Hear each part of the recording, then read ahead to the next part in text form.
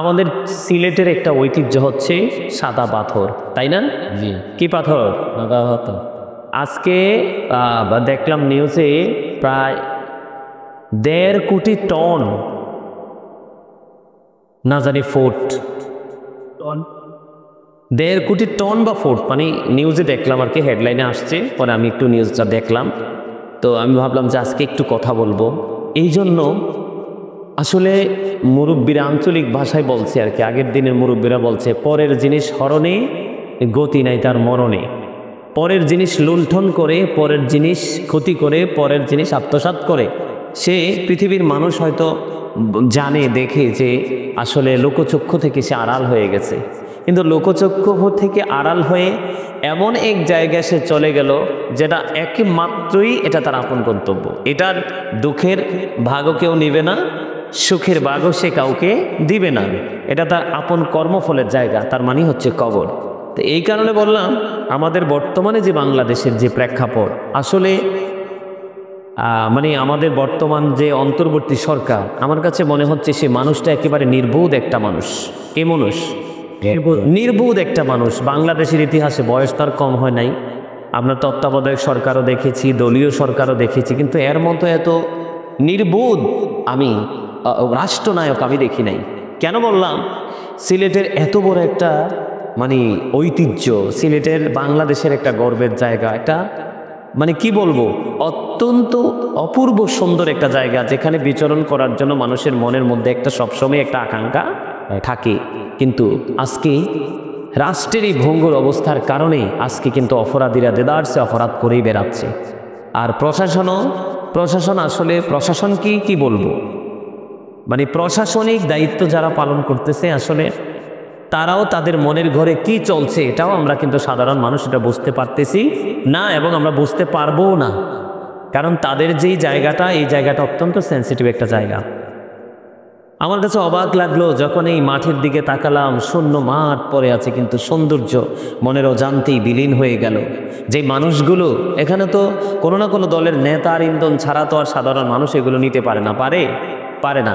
আমি বলবো যে বাংলাদেশে রাজনীতির যে ইতিহাস, আগে যে রাজনীতির যে ধারা ছিল, রাজনীতির যেই পথ চলা ছিল, ওইটা আর এখন বর্তমানে যে রাজনীতির মধ্যে আকাশ এবং পাতাল পার্থক্য। কারণ এখানে রাজনীতি করে এখন বর্তমান যুগে আমি দেখি ম্যাক্সিমাম মানুষ হয়তো ভালো তো আছে, ভালো যদি না থাকতো রাজনীতি শব্দটাও থাকতো না, ভালো মানুষ নিশ্চয় আছে, হয়তো এই ভালো মানুষ এখন দিন দিন কিন্তু লোকচক্ষুর আড়ালে চলে যাচ্ছে, কারণ ভালো মানুষের মূল্যায়ন কিন্তু এই সমাজ করছে না, দিচ্ছে না।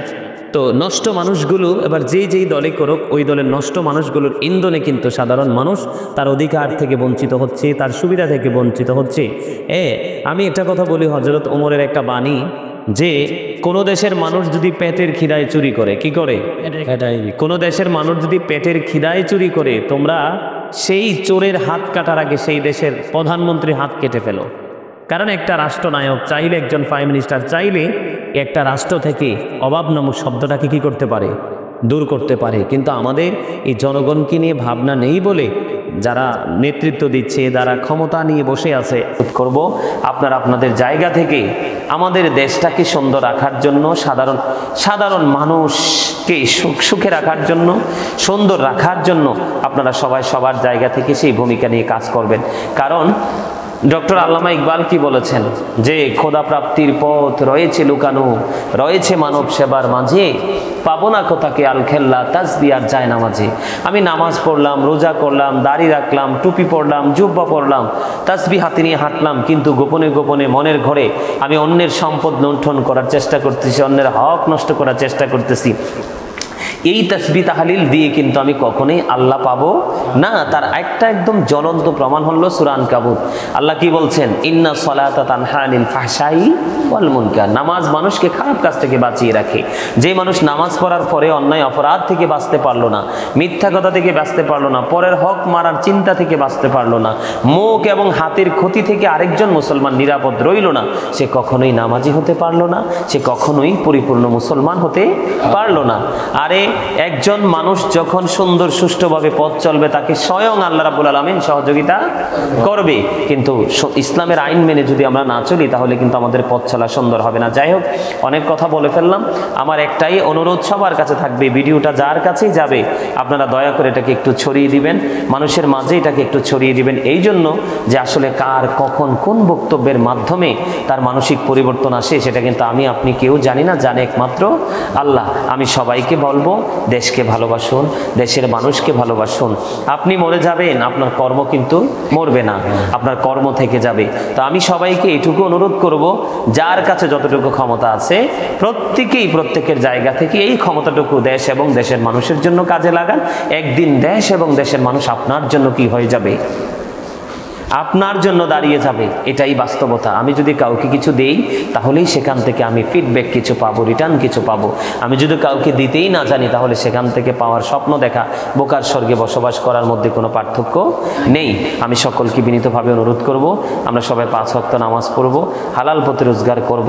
বর্তমানে ম্যাক্সিমাম মানুষ পরের হক নষ্ট করতে বেশি পছন্দ করে। আমরা পরের হক নষ্ট করা থেকে বিরত থাকব, অন্যকে অস্থির করে রাখা থেকে আমরা দূরে থাকব, দেশ এবং দেশের মানুষকে নিয়ে ভাববো, আল্লাহ রাসূলের রঙে রঙিন হয়ে আমরা পথ চলব। আল্লাহ যেন আমাদেরকে সেই সুন্দরভাবে পথ চলার তৌফিক দান করে। এই বলে আমি আমার সংক্ষিপ্ত আলোচনা শেষ করেছি। সকালে একবার পড়ুন আমিন।